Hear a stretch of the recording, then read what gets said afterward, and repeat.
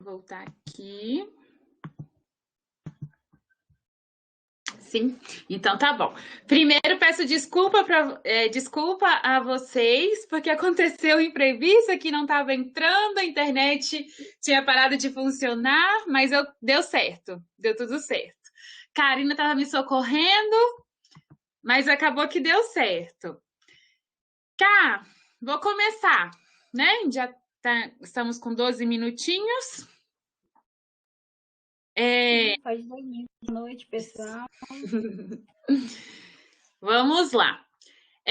Hoje nós vamos tratar. Semana passada a gente finalizou a competência 4, né? Tivemos as atividades lá para vocês realizarem, ainda está em tempo de vocês fazerem. E hoje nós vamos começar a competência 5, tá bom? Competência 5 vai ser essa segunda e segunda que vem. E aí, a outra segunda é o nosso último encontro, que a gente faz uma revisão geral de tudo que a gente viu até agora. Tudo bem? Peço a vocês que assinem a lista de presença, para a gente depois poder dar presença para vocês, porque presença também conta, né? Assim como a realização das atividades também. E vamos lá. A competência 5, depois da gente ter visto a competência 1, 2, 3, 4, a 5 vai ser o fechamento do nosso texto dissertativo argumentativo. Vai ser ali que a gente vai trabalhar o problema, a solução do problema que a gente abordou durante todo o decorrer do texto. E aí, a competência 5, ela diz: elaborar proposta de solução para o problema abordado, mostrando respeito aos direitos humanos. Aqui a gente chama atenção para 2 pontos. O que é uma proposta de intervenção? Aí tem aqui a explicação. Conjunto de argumentos que você precisa apresentar na redação a fim de resolver, propor melhorias ou ao menos lidar com a situação do tema. Em geral, é construída no último parágrafo da redação.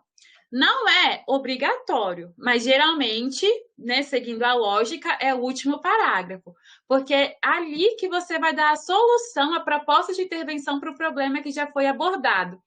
Se o problema é o feminicídio no país, então qual é a proposta de intervenção que pode ser realizada para que esse problema seja, de certa forma, resolvido ou amenizado?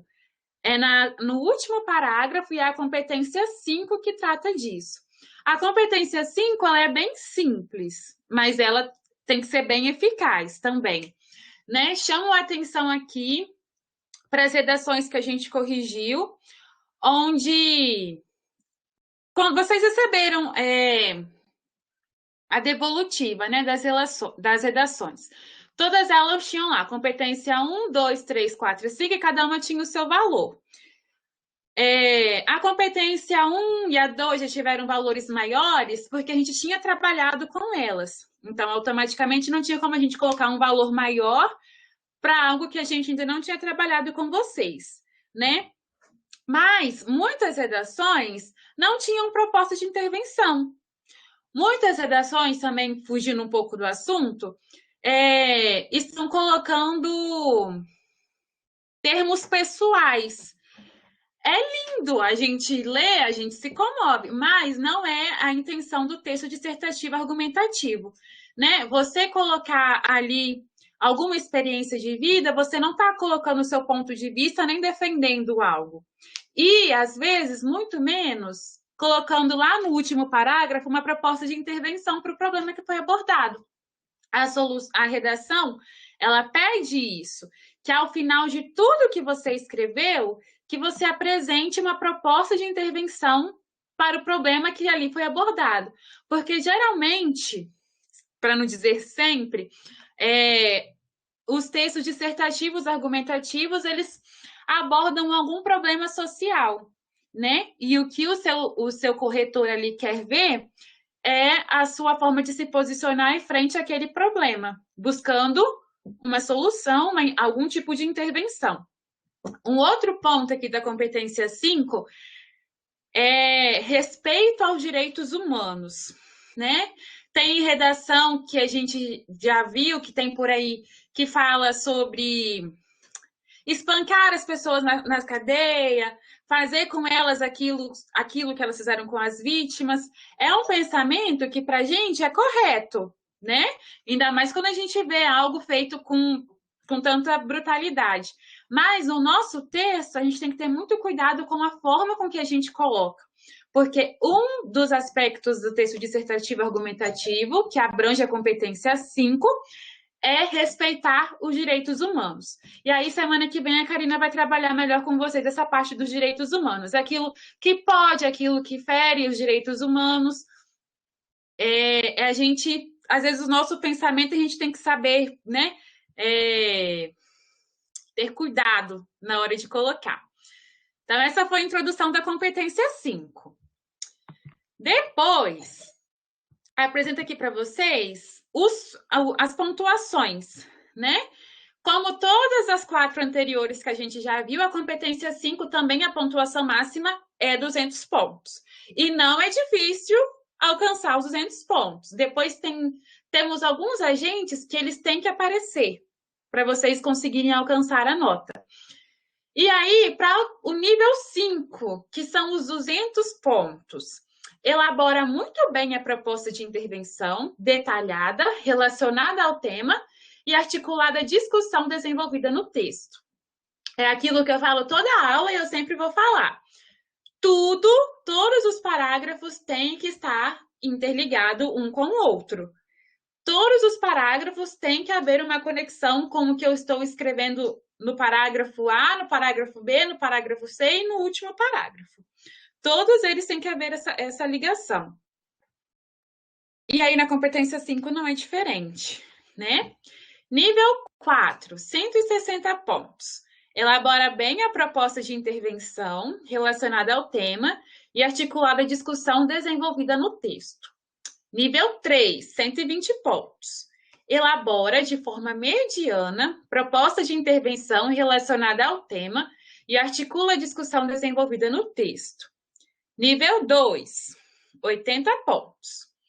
Elabora de forma insuficiente proposta de intervenção relacionada ao tema ou não articulada com a discussão desenvolvida no texto.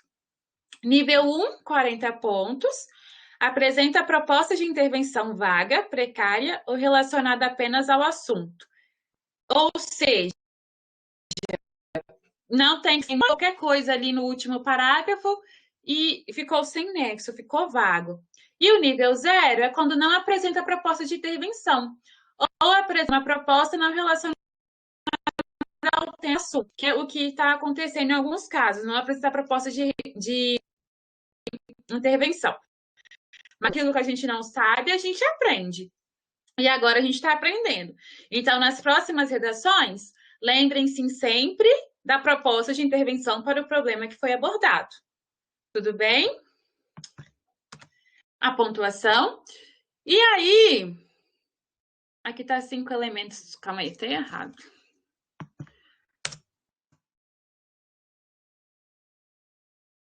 Temos os 4 elementos que são... Não sei se é meu computador, está sem som. Vocês não estão me ouvindo? Vocês estão me ouvindo ou não?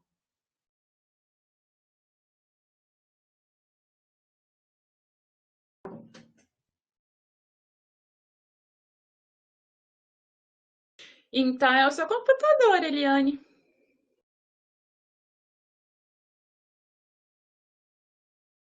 Deixa eu continuar. Temos os 4 elementos que são essenciais estarem presentes na proposta de intervenção, que é o agente. Quem vai fazer? Quem vai efetuar essa proposta de intervenção? O que vai fazer? Que é a ação. Como essa ação vai ser feita? O modo, o meio. E o efeito, com qual intenção? Para quê? Para quê? Essa proposta de intervenção vai ser feita. E aí, se não apresenta nenhuma desses elementos, você automaticamente já tira 0 pontos, está lá no nível 0. Se apresenta uma, aí já vai para o nível 1, né? Se apresenta 2, nível 2, se apresenta 3, e assim vai. Não necessariamente é necessário apresentar todos esses elementos, desde que você não apresenta, mas aí os outros 3 foram colocados de forma completa e não deixou de perder o sentido. Principalmente esse para quê, né? Mas quem, o que e como tem que estar na redação, os elementos, os 4 elementos. E aí temos aqui um textinho. A quinta competência contempla o último aspecto avaliado na redação do Enem, em que é preciso demonstrar maturidade diante dos problemas sociais e postura cidadã a aplicar uma proposta de intervenção para o problema apresentado na redação. Além disso, a sugestão deve ser condizente com os direitos humanos, isto é, não deve mostrar-se contrária a valores como. Aqui temos alguns dos valores: cidadania, liberdade, solidariedade e diversidade cultural.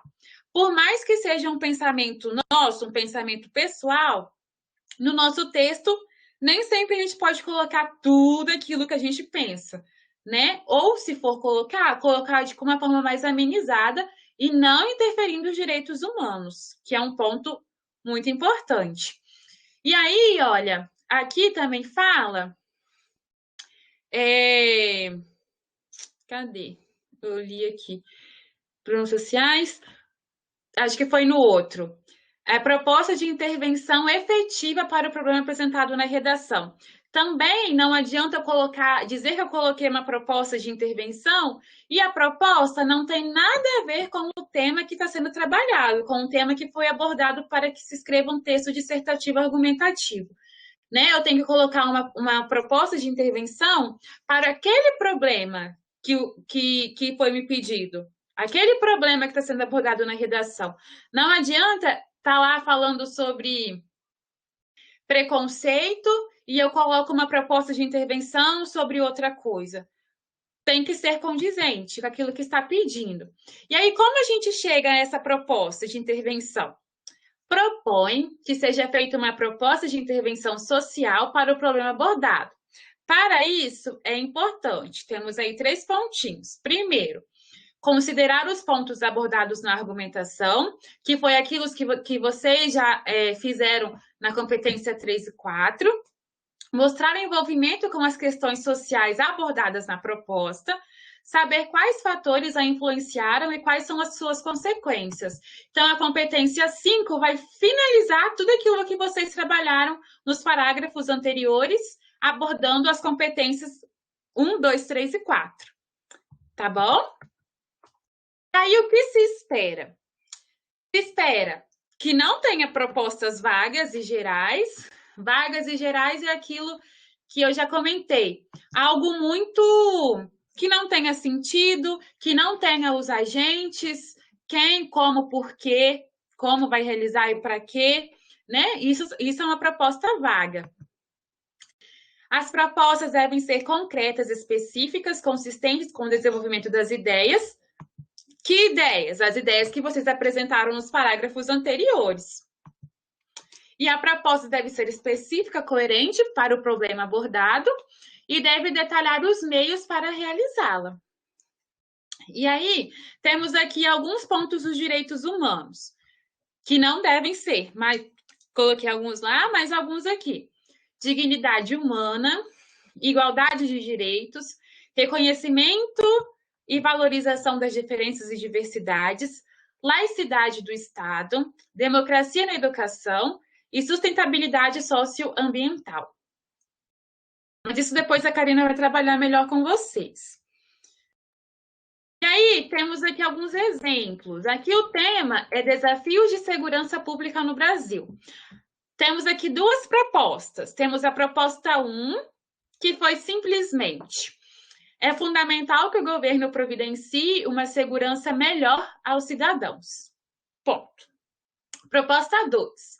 É fundamental melhorar a segurança pública, preparar e remunerar melhor os policiais, aplicar punições alternativas e educativas aos que cometem pequenas infrações, punir severamente os traficantes de drogas e de armas, que, na maioria dos casos, alimentam outros crimes, e incentivar a delação anônima, aumentando a sensação de segurança da população.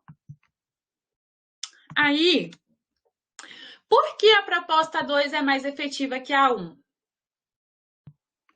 Temos aqui a proposta 1, 2 linhas, 1 linha e meia, e a proposta 2, toda detalhada.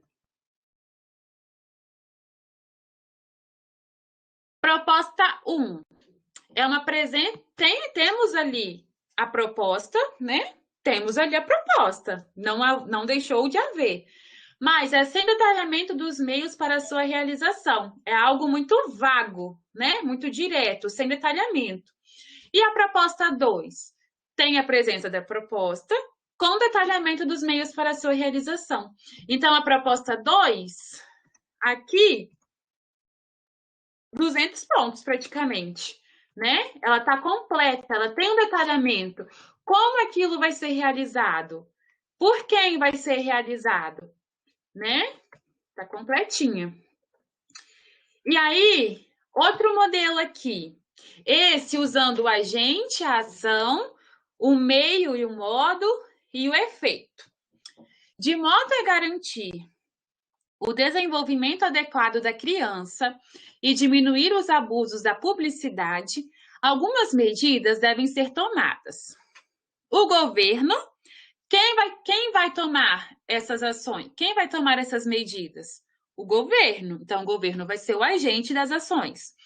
Deve investir em políticas públicas que atuem como construtoras de uma consciência mirim. O que o governo vai realizar? Quais as medidas que ele vai realizar? Investir em políticas públicas que atuem como construtoras de uma consciência mirim. Então, aí tem a ação. Através de um conectivo, né, que vocês já viram, ligando aí os termos para ter sentido, para não ficar algo vago. Através de meios didáticos, a fomentar a imaginação da criança, orientando-a na recepção de informações que a cercam, que vai ser o modo como essas medidas vão ser tomadas, né, pelo governo. Em adição, os pais devem estar atentos aos elementos apropriados pelos seus filhos em propagandas, estimulando o espírito crítico deles, a fim de contribuir para a futura cidadania que os espera. Depois do agente, depois da ação, depois da forma como essa ação vai ser realizada, temos o efeito, que vai ser o quê? Contribuir para a futura cidadania das crianças. Então, aqui é um exemplo. Não tem nada demais, não é nenhum bicho de 7 cabeças, mas é um parágrafo que conclui atingindo todos os objetivos, colocando os elementos que a gente precisa ter. Pronto. E aí, para a gente conseguir dar tempo de trabalhar com vocês, a gente trouxe também um pouco da pontuação, né? Que talvez pode surgir algumas dúvidas durante a escrita das redações. Lembrando que as redações que a gente propõe para vocês aqui, apesar de valerem nota, porque a gente precisa dar nota para vocês, lembrem-se sempre que é um teste. Aqui é para vocês errarem, é para vocês aprenderem. Então, não tenham medo de tirar as dúvidas. E façam mesmo, com bastante dedicação. Tem redações que a gente pega que dá vontade de imprimir e colocar num quadro, de tão perfeitinha que tá, né? De todo cuidado com a forma com que escreve, com os termos que utiliza, com a pontuação. Lembrando sempre que errar uma pontuação ou outra não é motivo de perder pontos, né? Leva-se a perder pontos quando é um erro contínuo, quando acontece, tem muitos erros de pontuações. Então, colocando aqui, como surgiu a escrita? A escrita surgiu com a intenção de tentar representar a fala de modo gráfico, né? A fala é sonora, é auditiva, e a escrita é a visão, né? É as letrinhas ali, as palavras escritas. Então, então a escrita surgiu nesse ponto. Mas aí, como que a gente vai transcrever as coisas que a gente fala?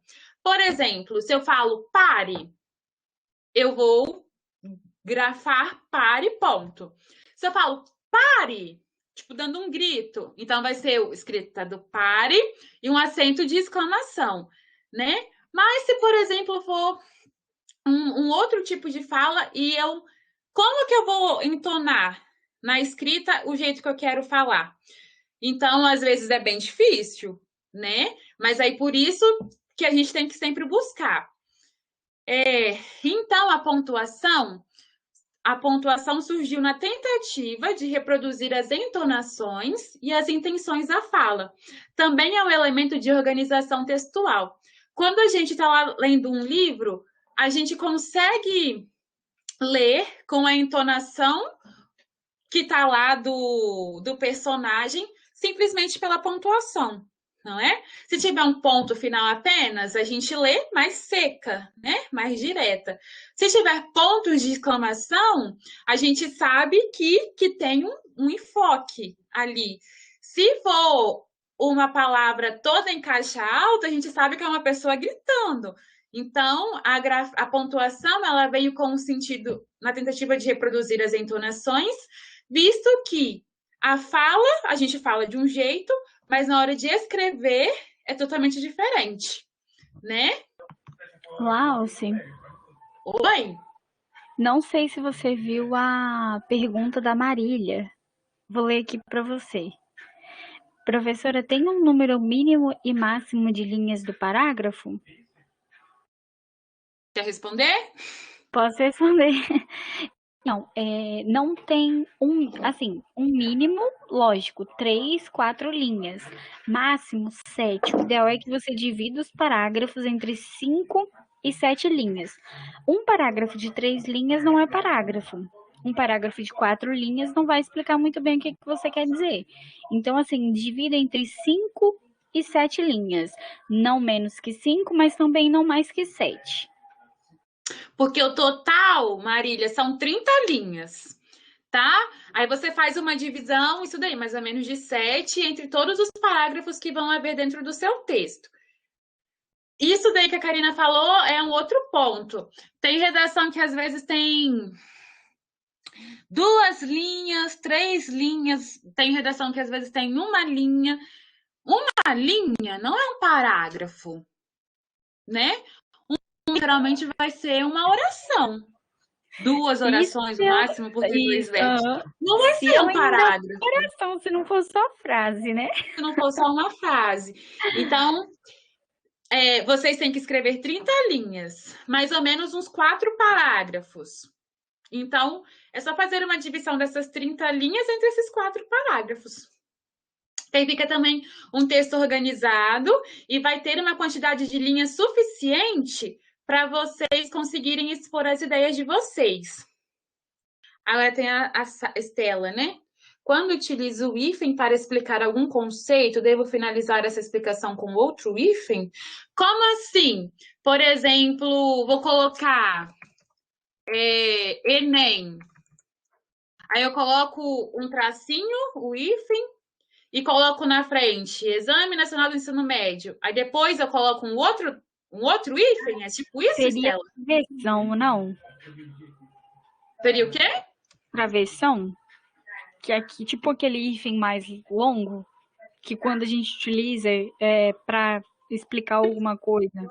Que nem a vírgula, por exemplo, às vezes. Deixa eu ver se é assim.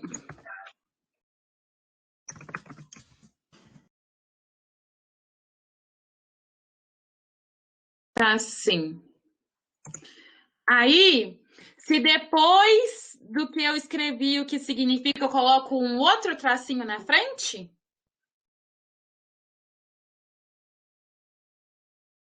Quando ela vai digitando, eu vou passando ali, mas depois eu olho. Karina me ajudou a olhar. E aí, a gente trouxe como foco aqui hoje a vírgula, né? Que às vezes a gente fica na dúvida. Será que tem vírgula aqui? O que eu coloco aqui? E a gente confunde muitas vezes que aquilo que às vezes que eu aprendi no meu ensino fundamental e médio, que a vírgula é uma pausa para respirar.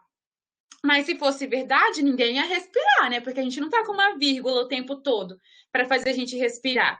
Então, a vírgula é uma pausa para que se haja uma melhor compreensão do texto, para que a gente não lê. Por exemplo, um exemplo de redação que a gente já trouxe para vocês, que não tinha pontuação, não tinha vírgula, não tinha ponto final, não tinha exclamação, não tinha pontuação nenhuma. E aí, para ler, a gente lê aquele texto corrido, que não tem pausa, a gente quase morre de sem fôlego, né? Então, a vírgula não é para a gente falar assim, não espere.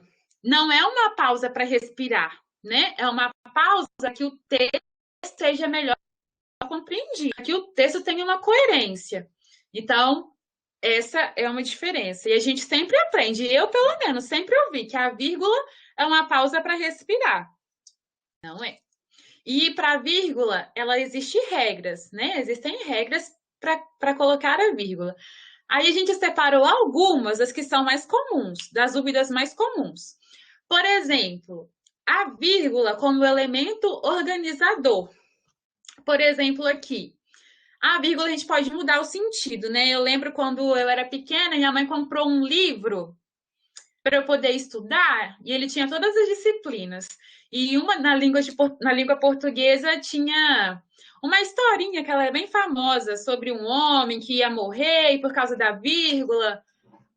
Era lá um negócio de um homem, por causa da vírgula, o homem morreu. E eu sempre fiquei com aquela história na cabeça. O livro está até por aqui, em algum canto. E aí, a vírgula, ela muda o sentido e a intenção da oração, dependendo onde ela está. Por exemplo, aqui, ó, nesses dois primeiros exemplos. Não espere. Depois, não espere. No primeiro, o sentido é não, me espera, espera aí. E depois, não espere. Pode ir, não precisa me esperar. Então, a vírgula, ela muda o sentido da frase que está sendo dita.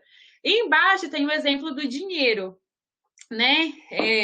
A vírgula 23,40, e se eu mudo a posição da vírgula, fica 2,34. Depois, aceito, obrigado. E depois, aceito, obrigado.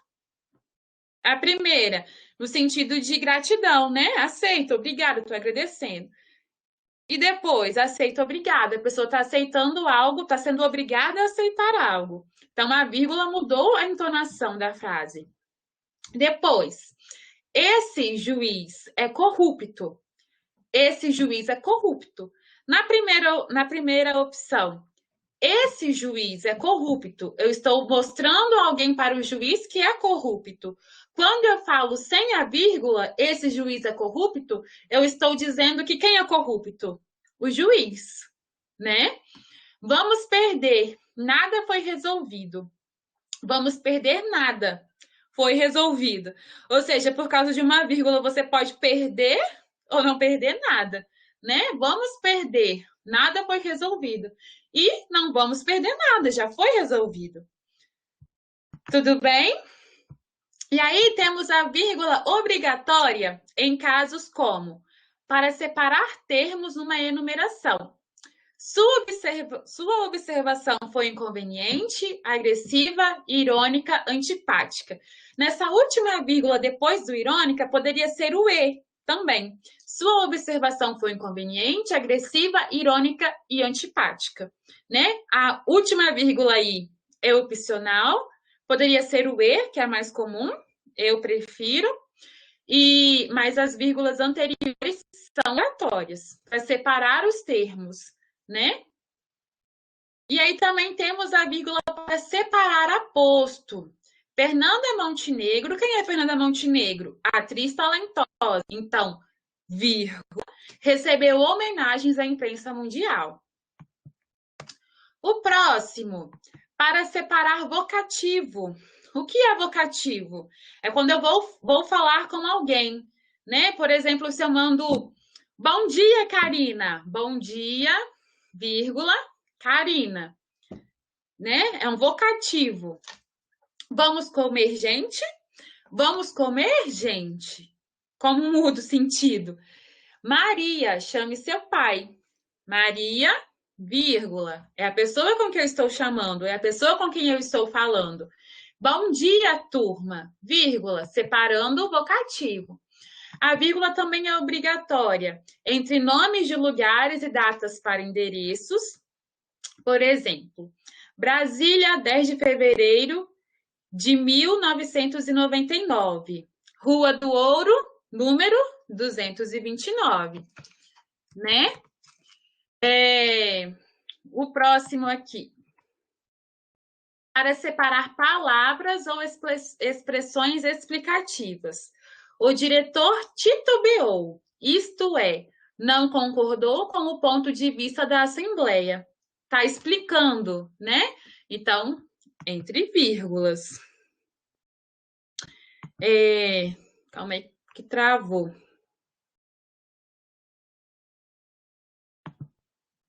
Isso, Samira, é explicativo. O aposto é explicativo, é aquilo que está ali a fim de explicar alguma coisa.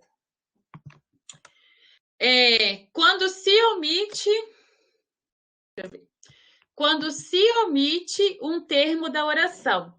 Nós preferimos café e eles chá. Também é chamado de elipse isso, né? É quando eu não preciso repetir um termo porque a frase continua com sentido. Por exemplo, eu não preciso colocar nós preferimos café e eles preferem o chá. A elipse aí é o preferem. É só colocar nós preferimos café e eles o chá. Dá para entender perfeitamente. Então, vírgula, eu estou omitindo um termo que não é necessário na oração, vírgula. Para separar orações ligadas pela conjunção e com sujeitos diferentes. Às vezes a gente fica em dúvida, que eu coloco uma vírgula ou um e só basta, e muitas vezes a gente vê a vírgula e depois o e. Por que acontece isso? Porque essa vírgula antes do e é usada para separar orações ligadas com sujeitos diferentes. Por exemplo, na mesma oração, nós preferimos café. Nós, um tipo de sujeito. Eles, um outro tipo de sujeito. Então, temos aí dois sujeitos, né? Diferentes. Então, vírgula e a palavrinha e a letrinha E, para separar. E é isso. Deixa eu ver. Se tiverem alguma dúvida, coloquem. Eu vou olhar aqui o da Estela.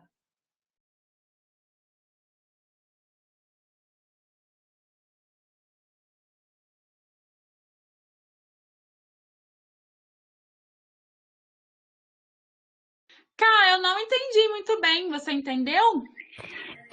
Eu acho que é aquela questão, quando não é o hífen, no caso, a gente usa o travessão para explicar conceito, tipo assim, só que tem que ser uma coisa curta. Eu não posso colocar, tipo assim, Enem, aí eu coloco travessão e descrevo 2, 3 linhas e fecho com travessão. Sabe? Quando é curto, tipo assim, Enem, tracinho, Exame Nacional do Ensino Médio, tracinho. Que tem a mesma função de quando a vírgula, ela faz essa pontuação também, assim. Sim, mas a Estela colocou um exemplo aqui, você viu? Enem. Então. Exame no qual, eu acho que nesse caso, não. Eu acredito que não, até a vírgula. Mas aí, no caso do meu exemplo, pode ser utilizado. Enem, aí explica, coloca outro tracinho. E... Mas esse caso é tipo...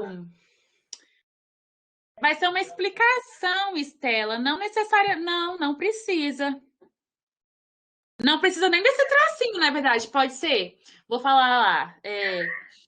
Conforme a redação aplicada no Enem, vírgula, exame no qual se espera que os alunos desenvolvam tal coisa, tal coisa, tal coisa. Acho que uma vírgula aí basta. Isso aí. Eu penso isso também, porque para explicar algum conceito. Não precisa. Porque você está explicando o que que acontece, o que que o Enem exige, o que que o Enem pede. Não é nem a explicação de um termo, né? Se fosse a explicação de um termo, aí sim, por exemplo, eu coloco o IFES, aí eu coloco lá, Instituto Federal de Ciência e Tecnologia do Espírito Santo, aí depois do IFES um tracinho, e quando eu finalizo a explicação, outro tracinho. Mas isso eu posso ver amanhã com um dos nossos professores e aí eu te respondo certinho. Pode ser, Estela? Eu vou até anotar aqui, para eu não esquecer. Também não me ajuda a esquecer, Karina. Tá. Às vezes eu esqueço. É muita coisa. Deixa eu anotar aqui. Deixa eu tirar uma foto, na verdade, que eu vou mandar isso daí que ela mandou.